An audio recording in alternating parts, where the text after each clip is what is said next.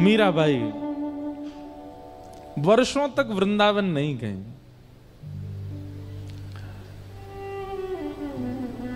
मेवाड़ में ब्याह हुआ और वहां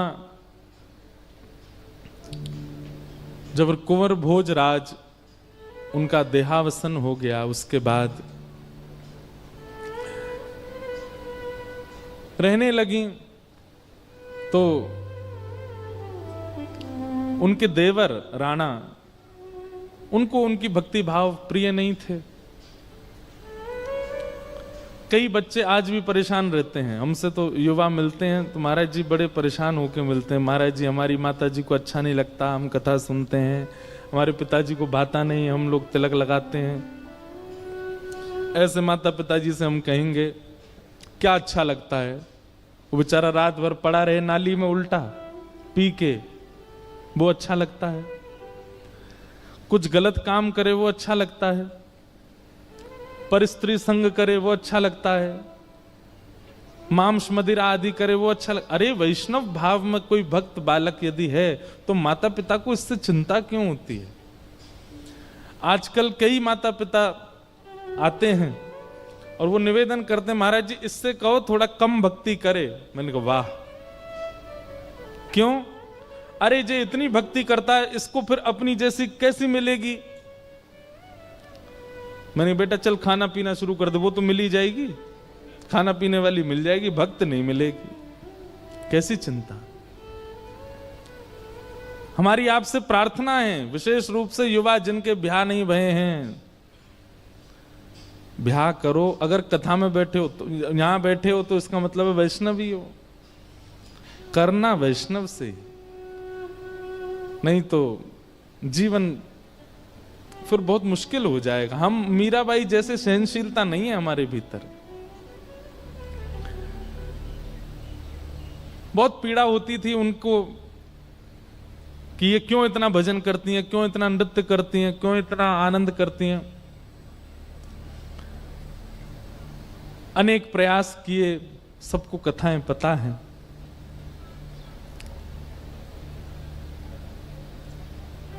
एक बार एक मन चले पुरुष को भी भेज दिया संत के भेष में, क्योंकि मीराबाई तो सबको प्रणाम करती संत जान के।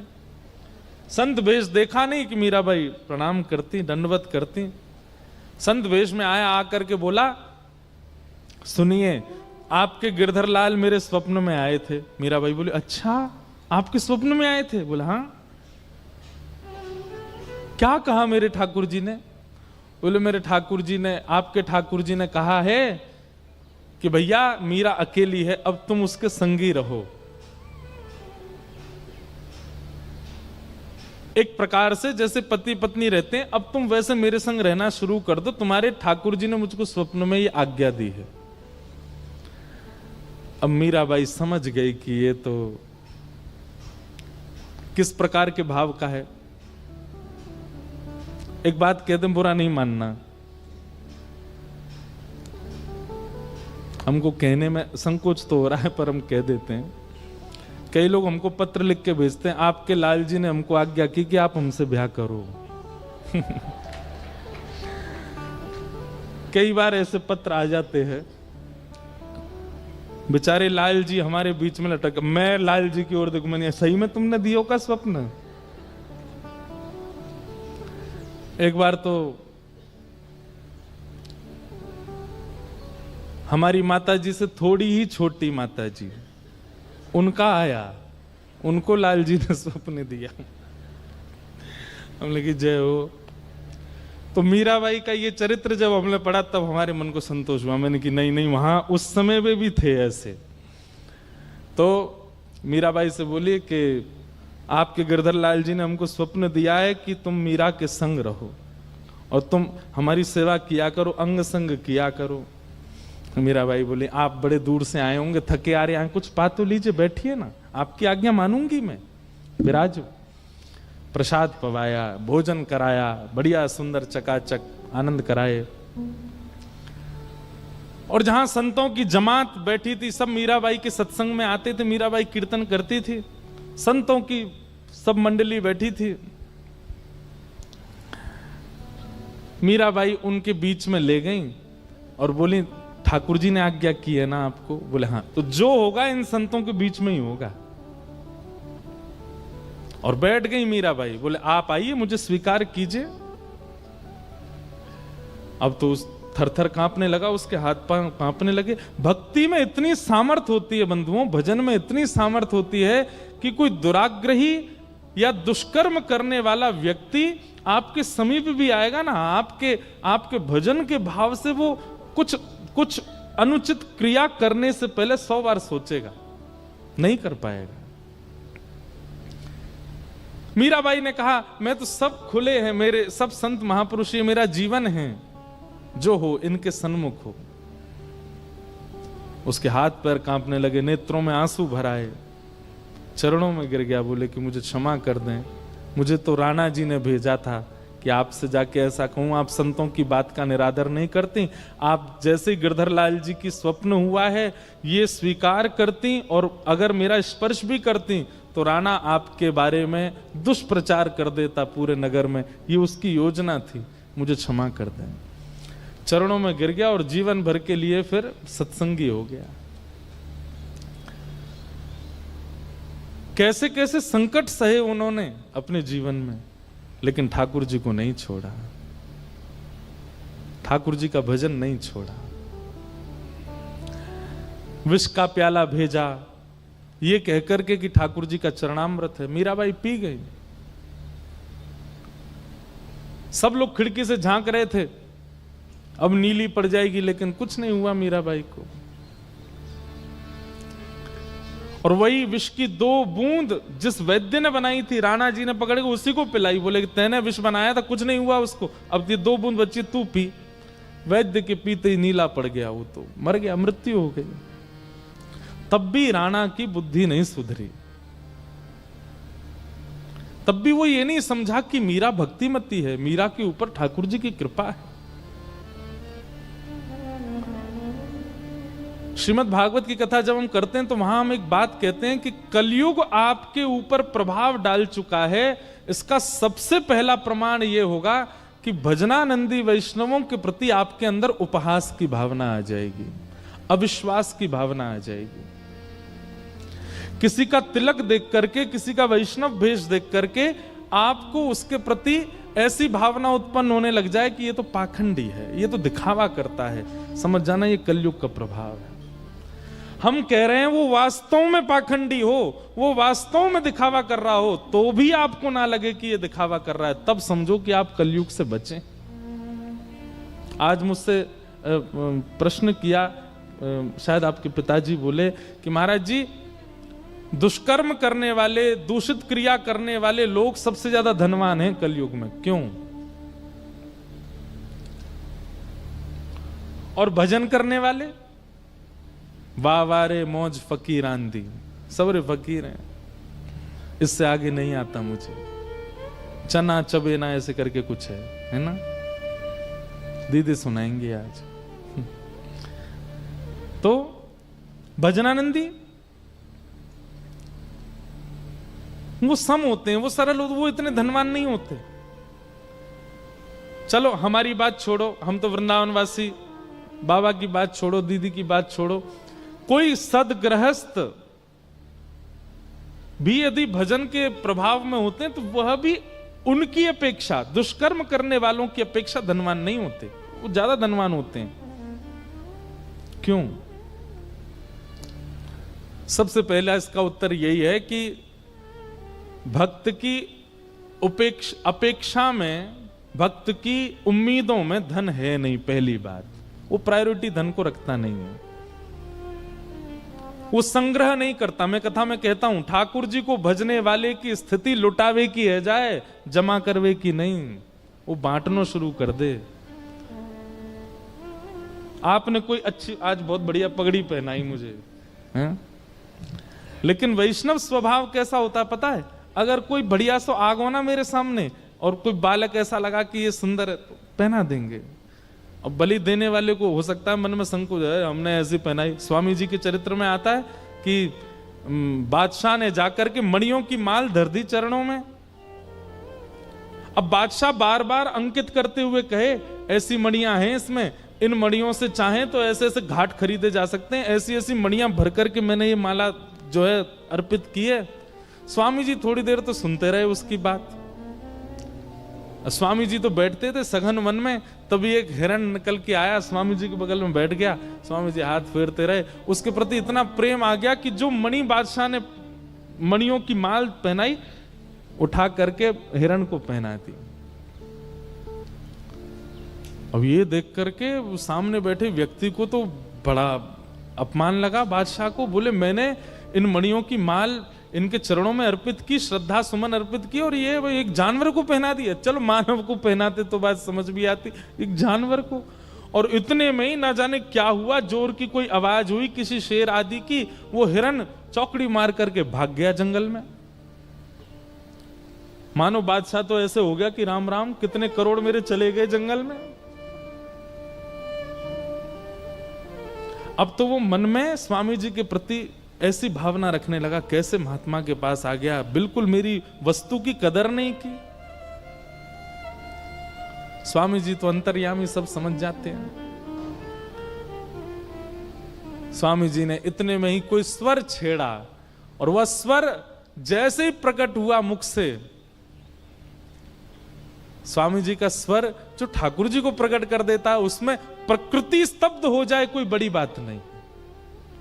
बादल रुक जाते हैं, वायु स्तब्ध धीरे धीरे सौंधी सौंधी बहने लगती है, पृथ्वी के रजकण मानो जैसे कंपित होने लग जाते हैं जब स्वामी जी गाते हैं। जितनी भी चिड़ियां चहक रही थी, उनकी चहकाट ऐसे होने लगती है जैसे कि कोई मुख्य गायक गा रहा हो और उस मुख्य गायक के पीछे संगीतकार संगीत बजा रहे हों। स्वर सुनते ही असंख्य हिरण निकल करके आए और सबके गले में एक जैसी माला।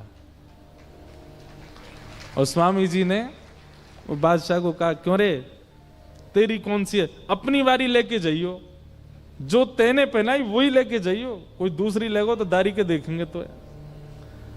बादशाह पहचान नहीं पा रहा मेरी, क्योंकि सब एक जैसी हैं। समझ गया कि भैया इनका धन से कोई लोभ नहीं है, ये ठाकुर जी के। तो भक्तों की अपेक्षा दुष्कर्म करने वाले धनवान ज्यादा होते हैं, उसके पीछे सबसे पहला कारण यह है कि वैष्णव भक्त की प्रायोरिटी में धन होता नहीं है। ये कोई पहना गयो, जे कोई पहना गयो, जे कोई पहना गयो, ये कोई पहना गयो, ये कोई पहना गयो, और ये ले भी लिया जाए तो उसको कोई फर्क नहीं पड़ेगा, वो सम स्थिति में है, वो धन प्रावधान नहीं। और दूसरी बात बहुत ध्यान से सुनिएगा, ये पृथ्वी कलयुग के चपेटे में है इस वक्त। मतलब इस पृथ्वी रूपी घर का मकान मालिक कौन है? कलयुग। और इस कलयुग के मकान में हम आप सब लोग रह रहे हैं। मकान मालिक ने नियम बना रखे हैं, क्या? मांस खाओ, मदिरा पियो, दुष्कर्म करो, दूसरों का धन छीनो, दूसरों की निंदा करो, कपट करो, छल करो, ये मेरे घर के नियम हैं। और हम आप सब क्या कर रहे हैं? छुप छुप के वो सारे नियमों को तोड़ते हैं। ना छल करते हैं, ना कपट करते हैं, ना मांस खाते हैं, ना मदिरा पीते हैं, ना झूठ बोलते हैं। तो कलयुग क्या करता है? घर में रहने वाला व्यक्ति जब घर के नियम का पालन नहीं करता तो मकान मालिक उसको पनपने नहीं देता। ठीक वैसे ही हम छलबाजी आदि सब छोड़ करके जीवन निर्वहन करते हैं, इसलिए कलयुग हमको ज्यादा धनवान होने नहीं देता और दूसरे धनवानों को दिखा करके हमें चिढ़ाता है, देख ये गलत काम भी करता है, दुष्कर्म भी करता है, परस्त्री संग भी करता है, मदिरापान भी करता है, और देख कितना धनवान। और हम लोग सोच के दुखी हो जाते हैं कई बार, हमने तो किसी का बुरा नहीं किया, हमने सबका भला किया, फिर हम लोग क्यों ऐसा जीवन जी रहे? क्योंकि कलयुग के नियमों के विपरीत हम रहते हैं। हम तो ठाकुर जी के नियमों में रहते हैं। लेकिन अब इसमें चाहिए क्या? बात स्पष्ट हो गई कि क्यों धनवान होते हैं दुष्कर्म करने वाले लोग? क्योंकि कलयुग उनको सपोर्ट करता है, उसके नियम पालन करते हैं। लेकिन वैष्णव का स्वरूप है किसी की उज्जवलता, किसी की श्रेष्ठता, किसी की धनवंता से वो विचलित नहीं होता। उसकी तो ये चिंता नहीं है कि अमृतसर में वो व्यक्ति, अमुक व्यक्ति इतना धनवान क्यों। उसकी चिंता ये है ध्रुव ने 5 वर्ष में पा लिया ठाकुर जी को, मैं यहां 50 वर्ष को है गो अभी तक ना मिले मुझे। उसकी चिंता ये है, उसकी चिंता ये नहीं है कि उसने रोल्स रॉयस खरीद ली, उसकी चिंता ये है, धन्य है अर्जुन जिसके रथ के चालक श्री कृष्ण थे। हमारी तो इतनी योग्यता भी नहीं कि हम एक रोटी भी पवा सके। उसकी चिंता संसार के उज्जवलवान, श्रेष्ठवान, धनवान लोगों से नहीं होती, उसकी चिंता भक्तों से होती है कि उनको भी मिले, मेरे में क्या कमी है। गजराज तारो तेने आवने को जावने को, खावने पकावने को मीरा बाई तारी है। नरसी मेहता को तारो वहीवार सवारने को, वेदन सुनावने को जय देव तारो है। आपने सबको तारा है नाथ। गजेंद्र को तार दिया, मीराबाई को तार दिया, और तर्क कितना अच्छा, गजराज तारो तेने आवने को जावने को। गजेंद्र को क्यों तारा? बोले ताकि आपकी वैकुंठ में बढ़िया सवारी हो सके। आपने कही कौन है संकट में? बोले गजेंद्र, तार दो, एक नई गाड़ी आ जाएगी वैकुंठ में, ले आओ। भक्त तो ऐसे ही ठाकुर जी से बात करते हैं कभी कभी नोक झोंक में।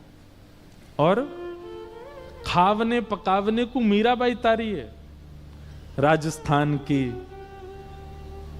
मेवाड़ की मीराबाई, वहां के लोग भोजन अच्छा बनाते हैं। ठाकुर जी आपको वैकुंठ के बावर्ची के हाथ में सुख नहीं मिल रहा था, इसलिए मीराबाई तार दी, बढ़िया बढ़िया बनावेगी, कैर सांगरी की सब्जी, कभी जो है हल्दी की रोटी, और वहां में हल्दी की सब्जी, और क्या क्या होता है, बेसन की रोटी, बाटी, दाल। ठाकुर जी आपके मुंह में पानी आया, यही मारे आपने मीराबाई तार दी। और वेदन सुनावने को जयदेव तारो है, जयदेव को तार दिया। क्यों? बोले बढ़िया बढ़िया रचनाएं बना बना करके गाते हैं।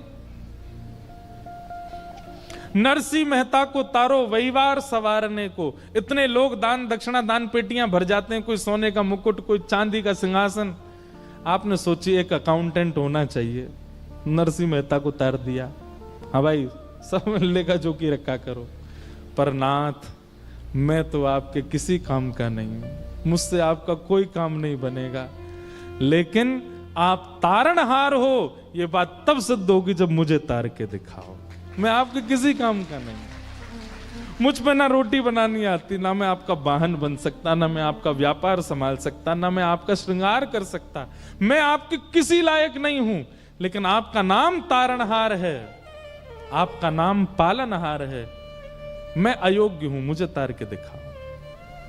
उसकी चिंता तो ये होती है, वो चिंता इस बात से चिंतित नहीं है कि कोई धनवान क्यों है, कोई श्रेष्ठ क्यों है। श्री माधवदास जी के चरित्र में आता है कि वे जगन्नाथपुरी जब गए थे तब उनकी आयु मात्र 21 वर्ष की थी। कितनी? 21 वर्ष की आयु में माधवदास जी जगन्नाथपुरी गए और वहां जाकर के 3 दिन तक अनशन व्रत किया जगन्नाथ जी का प्रथम दर्शन करने के बाद। क्यों? जैसे ही मंदिर में गए और महाप्रभु जगन्नाथ जी को जब उन्होंने देखा तो मन में ऐसी भावना आई, मैंने 21 वर्ष निकाल दिए बिना इनको देखे। 21 वर्ष केवल संसार के भोग में रहा, अब जाकर के निहारा इनको मैंने। 3 दिन तक भूखे प्यासे पड़े रहे, अनशन, मृत्यु के लिए चले गए समुद्र के तट पर। तो महाप्रभु श्री जगन्नाथ जी ने वहां के जो दैतापति राजा हैं उनसे कहा कि मेरा एक परम भक्त आया है, उसको मेरे निज थाल भेजो प्रसाद के लिए। जब प्रसाद के लिए माधवदास जी से कहा, माधवदास जी बोले अब जीवित नहीं रहना, अब प्रसाद आदि नहीं पाना। बोले अरे ठाकुर जी ने थाल भेजा है। जैसे ही जगन्नाथ जी का थाल देखा माधवदास जी आनंदित हो गए, अब ठाकुर जी चाहते हैं कि मैं जीऊं तो फिर क्यों मरूं। तब पाया। तो भक्त की चिंता तो ये होती है, भक्त की चिंता बाकी की नहीं है। मीराबाई को अब हमको सुनने में, कहने में, देखने में लगता है कि मीराबाई पर कितना कष्ट आया, पर मीराबाई के लिए वो कष्ट नहीं है। मीराबाई के लिए कष्ट क्या है? पिछले 2 मिनट निकल गए और मैंने ठाकुर जी का नाम नहीं कहा, ये कष्ट है उनका। आज का पूरा दिन व्यतीत हो गया, मैंने किसी संत का दर्शन नहीं किया, ये कष्ट है उनका। पिछले 2 दिन से कोई वैष्णव हमारे मेड़ता में नहीं आए, मेवाड़ में नहीं आए, मैंने प्रवचन नहीं सुना, मैंने भगवत कथा नहीं सुनी, ये चिंता है मीराबाई की। और ऐसी चिंता यदि आपको होती है तो आप वैष्णव हो, नहीं तो नहीं। बाकी की चिंताएं वैष्णव को नहीं होती। पर आज मीराबाई को चिंता हुई। क्यों? क्योंकि जब तक संकट मीराबाई पर था सह रही थी, पर अब मीराबाई की वजह से एक वैद्य की मृत्यु हुई, ऐसा उनको लगा, जबकि मीराबाई ने कुछ नहीं किया। उन्होंने विष पिया, उनको कुछ नहीं हुआ, वही 2 बूंद जिस वैद्य ने विष बनाया था उसको पिला दी राणा ने, उसकी मृत्यु हो गई। आज मीराबाई को कष्ट हुआ कि अब पीड़ा मुझसे औरों पर जा रही है। अपने ठाकुर जी के आगे एक तारा लेकर के श्री मीराबाई बैठी हैं। जिस भवन में मीराबाई रहती, बाहर पूरा परिवार वैद्य का शव लेकर के बैठा है, आपकी वजह से हमारा पति चला गया। मीराबाई एक तारा लेके बैठी अपने ठाकुर जी के सामने। हरि तुम हरो जनन की पीर, हरि तुम हरो जनन की पीर। एक बात तो भैया सिद्ध है, मैं हर कथा में कहता हूं, ठाकुर जी को पानो है ना तो गानो प्रारंभ कर दो। ये कोई अभिमानवश नहीं कह रहा हूं, लेकिन बहुत धन्य भाग्य हैं हमारी पूनम दीदी के, हमारे चित्र विचित्र बाबा के, हमारे गोपाली बाबा के, हमारी चंद्रकला मैया के। क्यों? क्योंकि स्वर सेवा करते। एक बात याद रखिएगा, यहां जो लोग बैठे हैं, जितने श्रोता बैठे, किसी के पास तनिक स्वर भी यदि है तो इस बात को वो प्रमाणित मान ले कि ठाकुर जी ने उसको जन्म से ही ऐसा करके भेजा है कि ये चाहेगा तो अपनी स्वर साधना से मेरी प्राप्ति कर लेगा। बात समझ में आई हमारी? किसी को यदि स्वर दे, अब जो स्वरवान नहीं है वो बुरा नहीं मानना, पर जिनको स्वर दे करके भेजा है ठाकुर जी ने, इसका मतलब यह है कि ठाकुर जी ने आपको पहले से ही ये बात कंफर्म करके भेजी है कि अगर आप चाहोगे तो अपनी स्वर साधना से उनको प्राप्त कर सकते हो, मैं इसको मिलूंगा। जिसने भी पाया गा के पाया, और जो पानो चाहवे वाकू गानो पड़ेगो।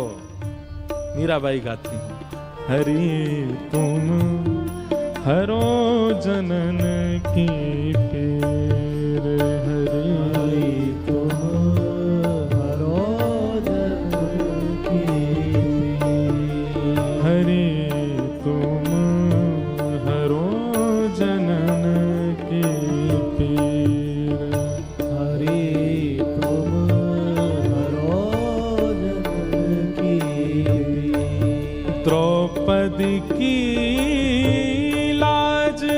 बचाए तुम, द्रौपदी की लाज बचाई। वाह, क्या गा रहे हो आप लोग हैं? कितना सुंदर स्वर, एक भी बेसुरा लगा। अच्छा, ये भी एक स्वरूप है कि जब सभा में गाते हैं ना, सबका स्वर एक हो जाता है। अकेला व्यक्ति गाता है तो उसके स्वर में कहीं ना कहीं चूक दिखाई देती, पर जब सब साथ गाते हैं तो जैसे गोपियों ने गोपी गीत गाया, और गोपी गीत विश्राम पर श्री शुकाचार्य जी कहते हैं, रुरुदु स्वस्वरम राजन कृष्ण दर्शन लालसा। बहुत ध्यान से सुनिएगा, कृष्ण दर्शन लालसा यदि चित्त में है तो रुदन भी स्वर में होगा। कृष्ण दर्शन लालसा यदि चित्त में है तो रुदन भी स्वर में होगा। आप सब कृष्ण दर्शन लालसा में बैठे हो, इसलिए आप सबके स्वर एक हो गए। तुम द्रौपदी की लाज राखी, द्रौपदी की लाज राखी। कैसे? तू तुरत बढ़ायो चीर, हाँ तुरत बढ़ायो चीर। हरि तुम हरो जनन की पीर, हरि तुम हरो जनन की पीर।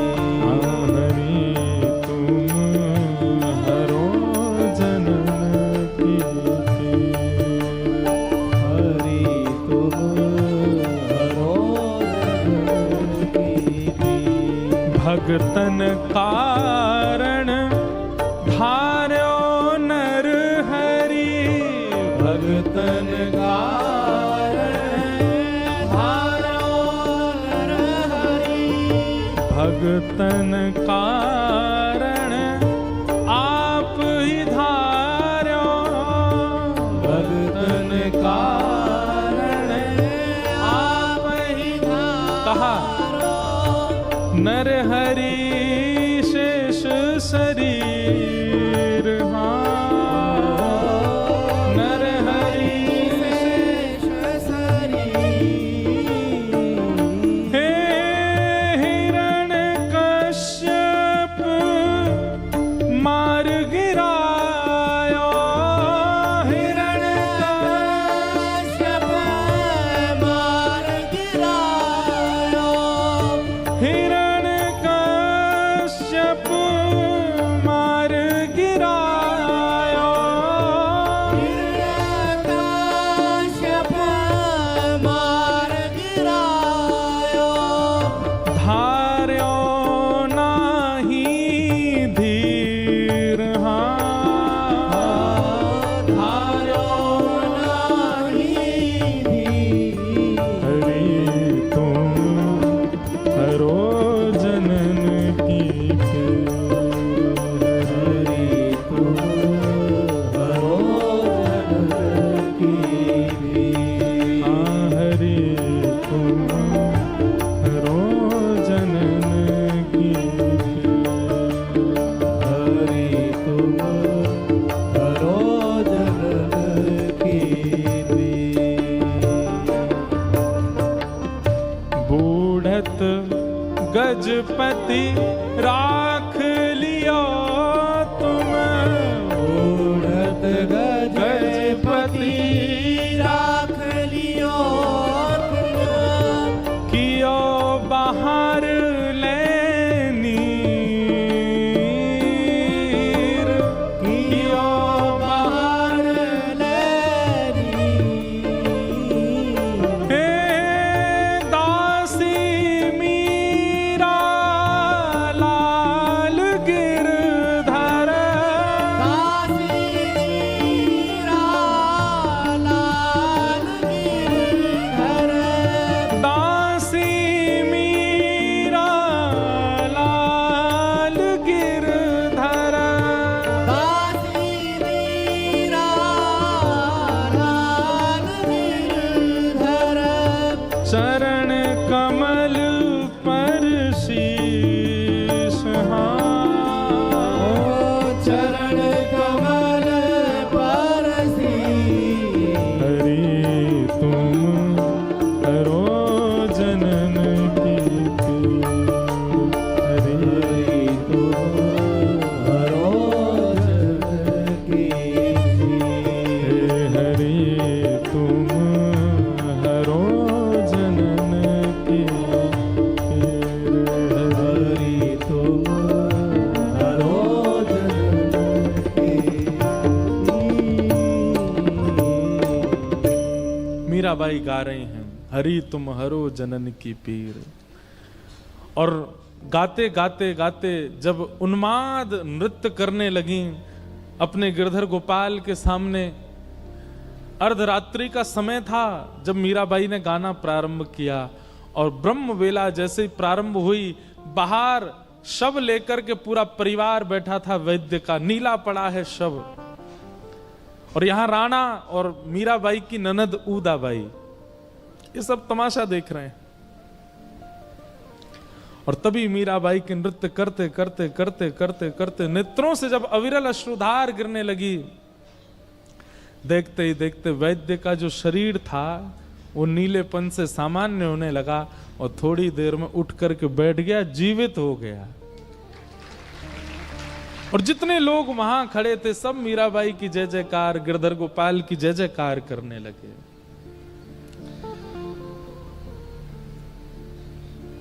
उदाबाई का मन परिवर्तित हुआ। मीराबाई की ननद थी उदाबाई। प्रसंग में आता है कि जब मीराबाई विवाह करके आई थी भोजराज जी के साथ, तो गृह प्रवेश के समय ननद द्वार रोकती है और रोक करके नेक मांगती है। अब राजघराने की बेटी अगर नेक मांगेगी तो फिर 16, 17, 20 लाख रुपए के तो कुछ हार दो तो भी तो नेक है। द्वार रोक दिया मीराबाई का, तो मीराबाई बोली क्या करना है? बोले भाभी पहली बार गृह प्रवेश कर रही हो, पहला चरण अंदर रखोगी, उससे पहले नेक दो।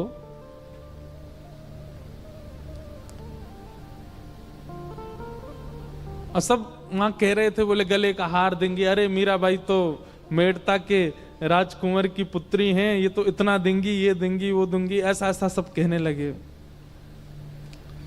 मीराबाई अपना थैला था पास में, उसमें से कंठी माला निकाली और निकाल करके उदाबाई को पहनाने लगी। उदाबाई बोली ये क्या लकड़ी की माला पहना रही हो, क्या लकड़ा पहना रही हो मेरे गले में? मीराबाई बोली ननद सा, जब मृत्यु हो जाएगी ना तो गहने होंगे ना शरीर पर, घर वाले सब उतार लेंगे, लेकिन इसको कोई नहीं उतारेगा, ये संगी रहेगा आपके। यही तारणहार है। अरे उसको पहन के नगर में घूमते हो तो नगर वाले खुश होते हैं, पर इसको पहन के नगर में घूमोगे तो श्याम सुंदर प्रसन्न होगा। ये पहनो। अब उस समय ननद को कहां समझ आ रही थी, उतार के फेंक दिया दूर। मीराबाई ने लेकर के थैला में धर लिया, लो तो अच्छा, नहीं लो तो कोई बात नहीं। आज उदाबाई का जब मन बदला, मीराबाई के पास गई, चरणों में प्रणाम करके और कहा मैंने बहुत अत्याचार किया, मैंने बहुत कष्ट दिया आपको। भाभी सा, आप जब प्रथम गृह प्रवेश कर रही थी उस समय आप एक माला मेरे गले में पहना, जिसको मैंने फेंक दिया था। आज मेरा सिर आपके सामने, वो माला मुझे पहना दो। और मीराबाई ने तुलसी माला अपने हाथ से अपनी ननद को पहनाई। लेकिन अब मीराबाई के मन में भाव है कि अब यहां नहीं रहना, लेकिन जाऊं कैसे, कोई संत आज्ञा करें। तब मीराबाई ने गोस्वामी तुलसीदास जी को पत्र लिखा और अपनी सब स्थिति बताई, उनके कारण कैसा कष्ट हो रहा है परिवार में, सब बताया। तब गोस्वामी जी ने पत्र लिख करके कहा, जाके ही न राम वैदेही तजिए ताहि कोटि वैरिसम यद्यपि परम स्नेही। आप निकल जाइए। जिसके हृदय में ठाकुर जी नहीं है उसका संग करने का कोई औचित्य नहीं है भक्त का। जिनके चित्त में ठाकुर जी विराजमान नहीं है उनका तो तुरंत त्याग कर देना चाहिए। और कैसे त्याग कर देना चाहिए? तजिए ताहि कोटि वैरिसम, अत्यंत बैरी के समान उसका त्याग कर देना चाहिए। यद्यपि परम स्नेही, चाहे वो कितना भी स्नेही क्यों ना हो, कितना भी प्रिय क्यों ना हो। मीराबाई गोस्वामी जी की बात सुनकर के तुरंत निकल गई, फिर विचार नहीं किया। और मीराबाई पहले मेड़ता आई, मेड़ता में आकर के निवास करने लगी। अच्छा एक बात, मीराबाई जब मेवाड़ से जा रही थी तो मेवाड़ में असंख्य संतों की जमात बैठी रहती थी केवल मीराबाई को देखने के लिए। एक प्रसंग ऐसे भी आता है कि जब भोजराज राजा थे तो वो संतों के पास रूप बदल करके जाते और पूछते, आप लोग मेवाड़ में क्या देखने आते हो? मीरा में आपको क्या दिखता है? वो सुंदर है, उसके नेत्र अच्छे हैं, उसका हाथ का प्रसाद अच्छा लगता, आप इतनी संख्या में मेवाड़ क्यों आते हो? यहां ठाकुर जी तो विराज नहीं रहे। तो संत महात्मा कहते भैया क्या बताएं, बद्रीनाथ जाके गंगा स्नान करके यमुना स्नान करके भी जो भक्ति हमारे चित्त में प्रकट नहीं होती, वो मीराबाई की एक झलक देख के हो जाती है। मीराबाई की एक झलक दिख जाती है ना हमको, वो चलती फिरती उनकी छाया भी दिख जाती है, हमारे चित्त में ऐसा कृष्ण प्रेम प्रकट होता है। बंधुओं, कई बार अपनी भक्ति का प्रैक्टिकल किया करो कि कैसी हमारा भजन नाम जप ये लग रहा है कि नहीं लग रहा। सभा में जाके देखो, अगर आपकी सभा में उपस्थिति, अब देखो ये सभा तो अनुकूल है, यहाँ तो सब भक्त ही बैठे हैं, यहाँ आओगे तो आपको देख के सब खड़े ही हो जाएंगे, आपको देख करके सब प्रसन्न ही होंगे, हमारे आते ही सब जय जय श्री कृष्ण कहने लग जाएंगे। प्रतिकूल सभाओं में जाके देखो, उपहास होगा आपका, आपके प्रति कुदृष्टि रखी जाएगी। लेकिन इतने में भी उस प्रतिकूल सभा में किसी का हृदय यदि परिवर्तित होता सा दिख जाए, कोई इतनी भी लाज रखे कि कोई पी रहा हो और आपका भेष स्वरूप देख करके वो एकांत में ही चला जाए, उसको ये लज्जा होने लगे कि इनके सामने कैसे, समझ जाना आपका भजन अब लग रहा है। अरे कितनी बार ऐसा होता है, फ्लाइट में हमारे बगल में बैठा व्यक्ति कुछ खा पी रहा हो, अब तो सब पहचान जाते हैं तो ठीक ठाक रहता माहौल, पहले खाने पीने वाले व्यक्ति बैठते। अभी भी मैं विदेश यात्रा पर था तो वहां पे विदेश से विदेश में कहीं जा रहा था, मेरे बगल में गोरा बैठा था। लाल जी हमारे जो हैं वो गले में बैठ के रहते हैं, और ज्यादा ही महक बुरी सी आने लगती है तो फिर ऐसे ठाकुर जी को ढक लेते हैं, थोड़ी देर बैठे बैठे कुछ ठाकुर जी की लीला चिंतन कर लेंगे, थोड़ा नेक सुना देंगे, पद पद कुछ लिख लेंगे। तो बगल में बैठा व्यक्ति, अब जैसे एयर होस्टेस आई पूछने के लिए वेज नॉन वेज, अब वो तो नॉन वेज ही खाते हैं, वहां तो वेज पूछते ही नहीं है, विदेशों में वेज तो पूछते ही नहीं है, वहां तो परोसा ही वही जाता है।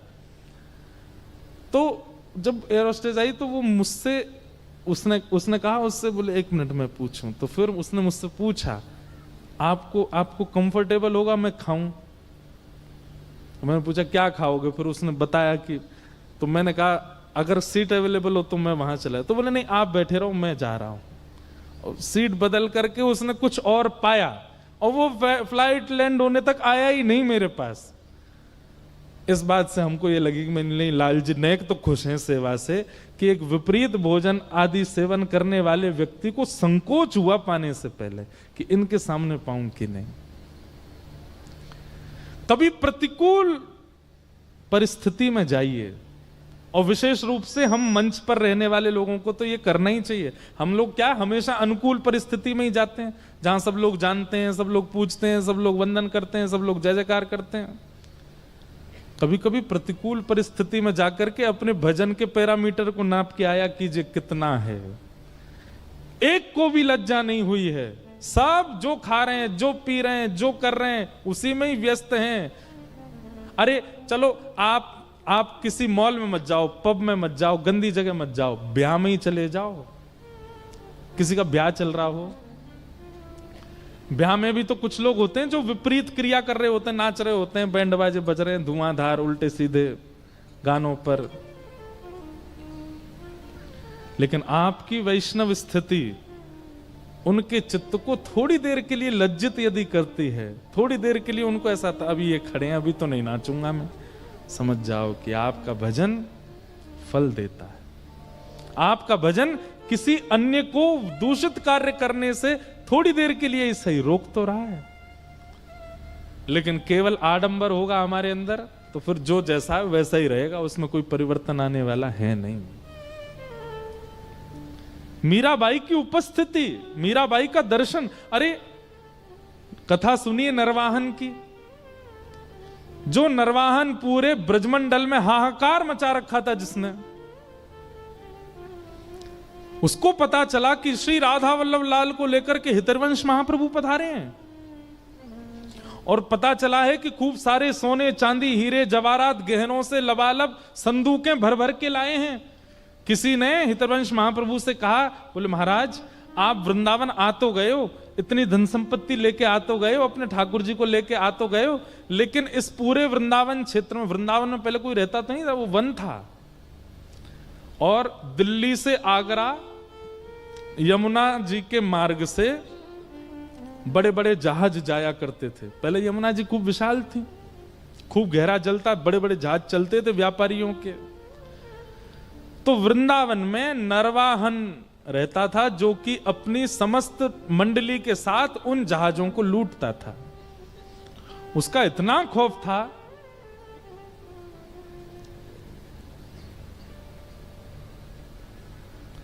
तो कई लोगों ने महाप्रभु श्री हितरवंश जी से जाकर के कहा कि भगवान, यहां नरवाहन नाम का एक डकैत रहता है और वो इतना ज्यादा क्रूर है। भयगांव है वृंदावन के पास, वहां रहता था। अब नाम बदल गए होगो कि जन वही है, पता नहीं। भयगांव है महाराज जी, नाम बदल गए होगो। भयगांव में रहता था, उसका नाम ही गांव का क्या था, भयगांव। सबको भय लगता था उससे। तो महाप्रभु जी से किसी ने कहा, बोले कि आप एक बार नरवाहन से मिल लीजिए और उसको बता दीजिए कि आप ठाकुर जी लेके आए हैं और आपके पास इतनी सामग्री है, इतना धन है, कहीं वो कल को आक्रमण ना करे। हितरवंश महाप्रभु बोले, हम जाएंगे उसके पास? हमारे पास ठाकुर बैठे हैं, ठाकुर की सामग्री है, हम थोड़ी जाएंगे उसके पास। और कदम्ब टेर, मदन टेर, ऊंची ठौर श्री राधा वल्लभ जी को विराजमान कर दिया। कोई मंदिर नहीं, वृक्ष के नीचे श्री कुंज में ठाकुर जी रहते थे। प्राचीन काल ऐसी सुंदर सुंदर वृंदावन की महिमा है, कभी कभी मन होता है बोलते रहें। वृंदावन की वृक्ष वल्लरियां कैसी थी पता है?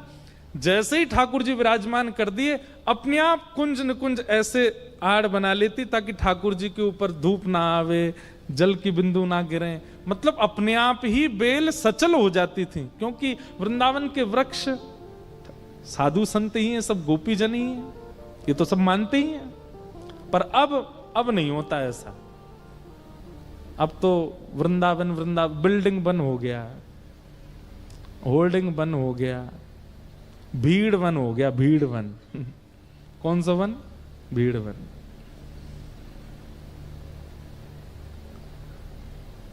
मदन टेर ऊंची ठौर पर राधा वल्लभ जी विराज रहे थे और किसी ने जाके नरवाहन से कह दिया, बोले कि वो आए हैं हितरवंश महाप्रभु, उनकी 2 पत्नियां हैं, उतने सारे धन लेकर के आए हैं, और हमने उनको कहा कि भैया नरवाहन को जाकर के थोड़ा बता तो दो। तो बोले, कौन नरवाहन, हम थोड़ी जाएंगे उसके पास। नरवाहन को आया क्रोध, लेकर के तलवार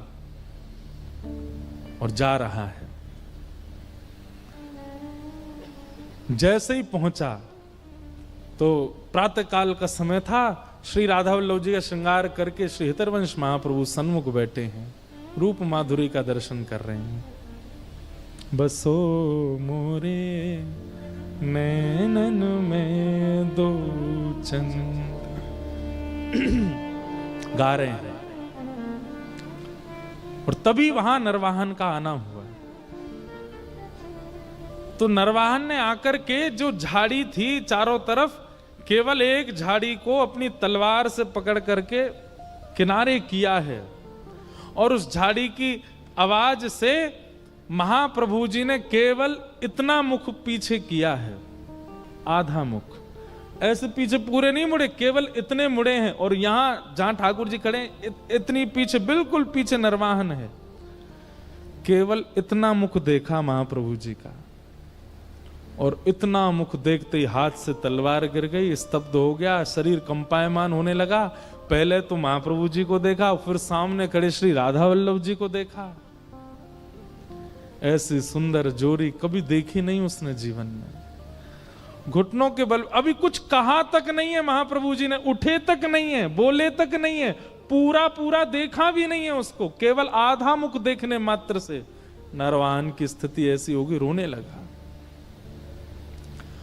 और दौड़ करके नीचे आया और आकर के एक कक्ष में जाकर के केवल रोने लगा। किसी से नाम पूछा, ये कौन है? बोले ये महाप्रभु श्री हितरवंश महाप्रभु। और ये कौन है? ये श्री राधा वल्लभ हैं। बस वहीं बैठा बैठा प्राण राधा वल्लभ जीवन हरिवंश, प्राण राधा वल्लभ जीवन हरिवंश, प्राण राधा वल्लभ जीवन हरिवंश, रोने लगा। ये भजन का बल।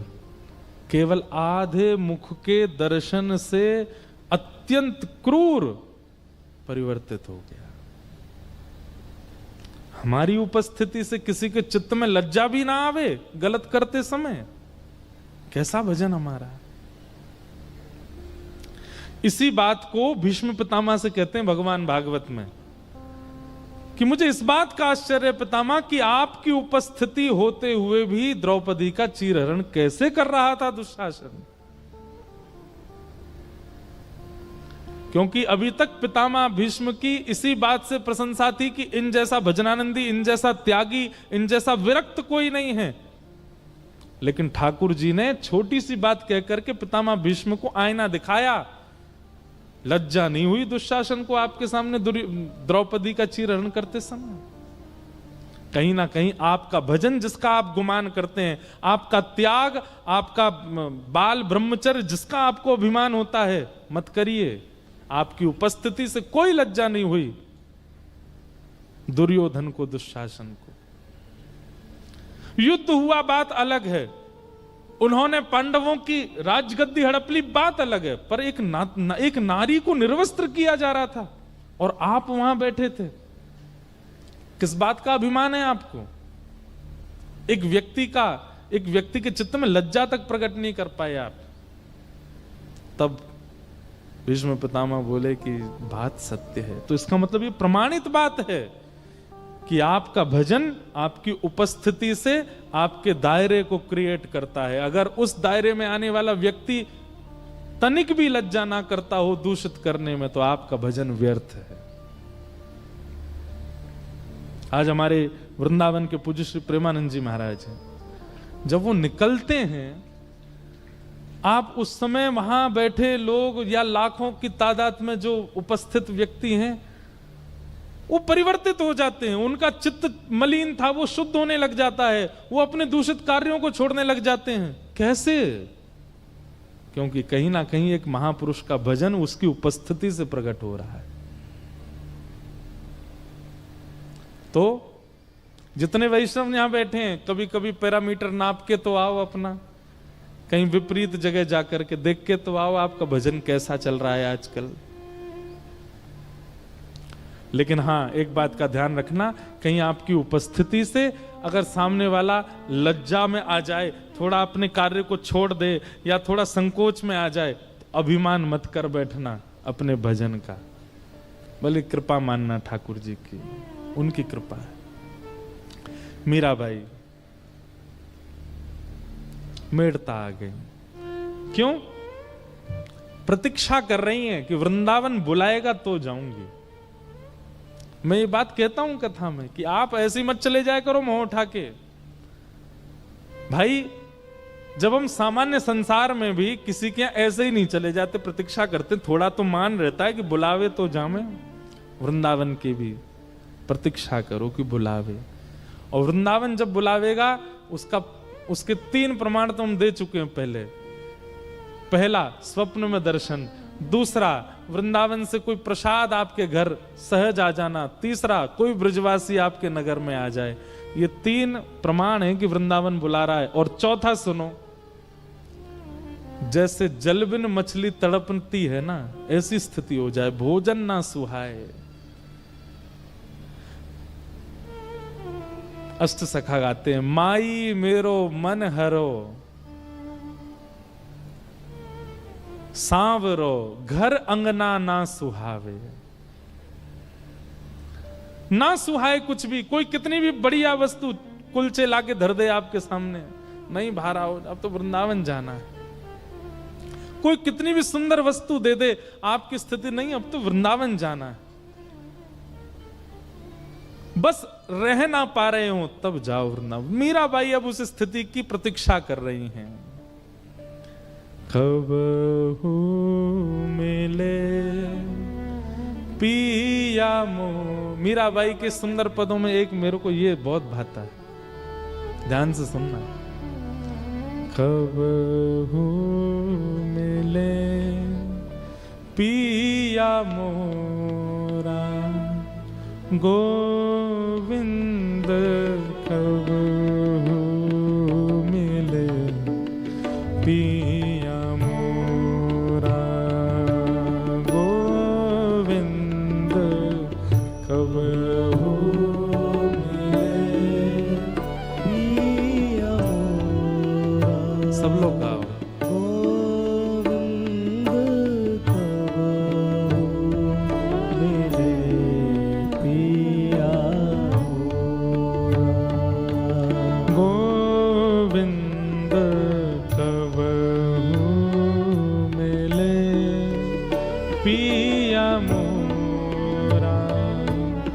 गोविंद कब हो मिले पिया मोरा, गोविंद कब हो मिले पिया मोरा, गोविंद कब मिले पिया मोरा। ओ चरण कमल को हंस हंस देखूं, चरण कमल को हंस हंस देखूं, चरण कमल को हंस हंस देखूं, चरण कमल को हंस हंस देखूं, राखूं नैना नेरा, गोविंद राखूं नैना नेरा, गोविंद कब हो मिले पिया मोरा, पिया मोरा, पिया मोरा, गोविंद कब हो मिले पिया मोरा, गोविंद कब मिले पिया मोरा। मीराबाई कहती है, हाँ निरखण को मोहे चाब घनेरो, निरखण को मोहे चाव घनेरो, कब देखूं मुख तोरा, गोविंद कब देखूं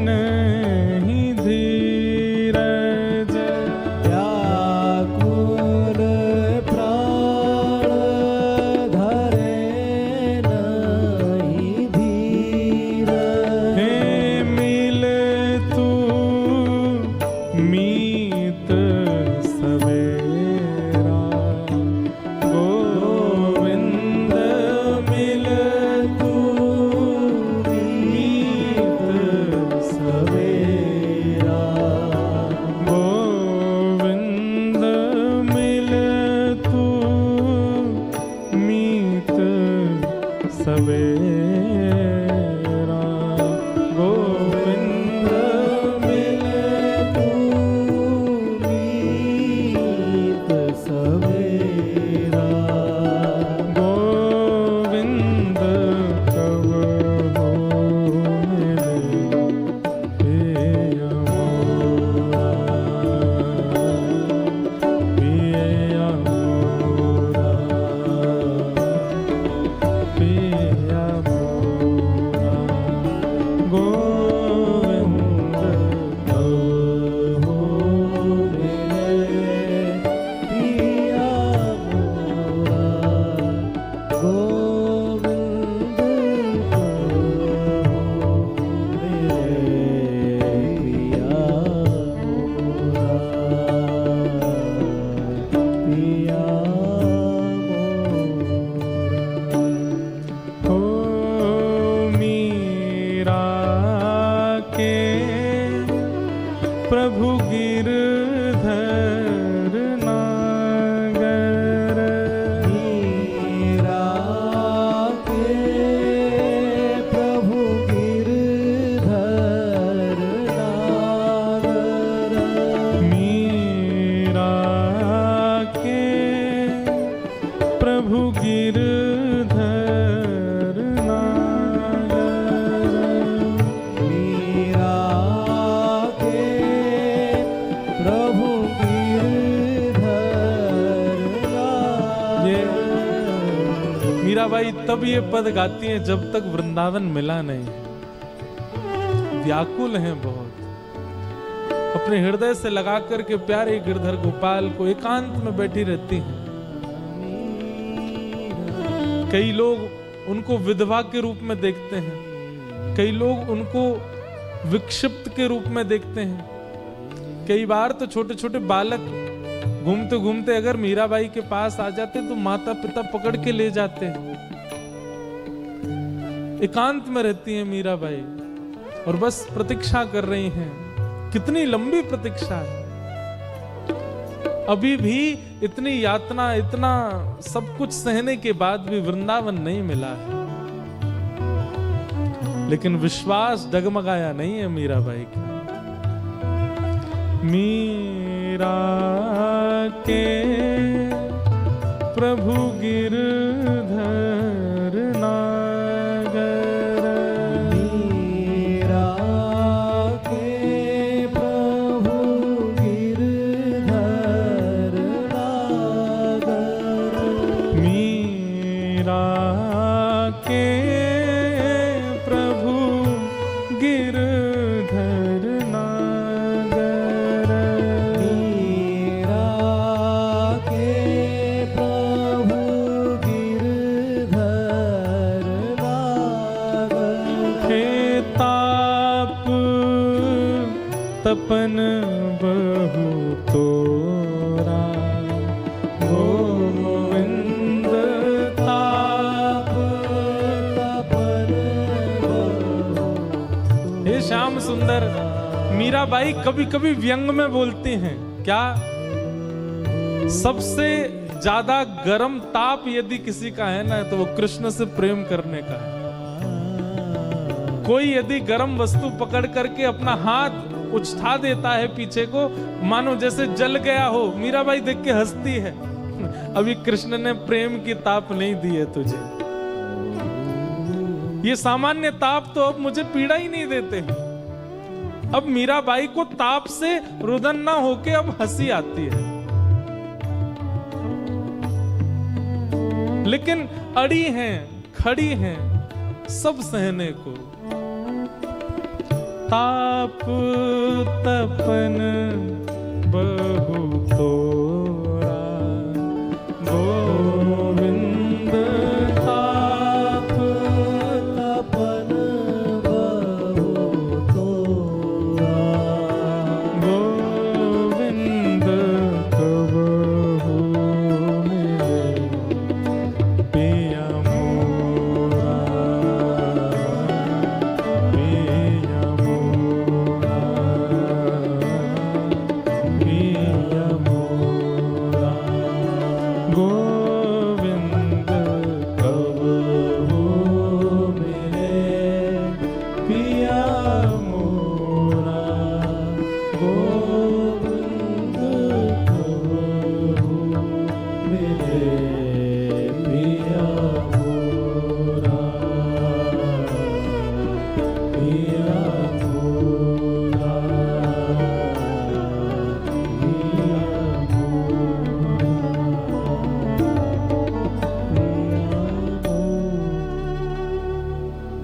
ताप तपन बहु तोरा।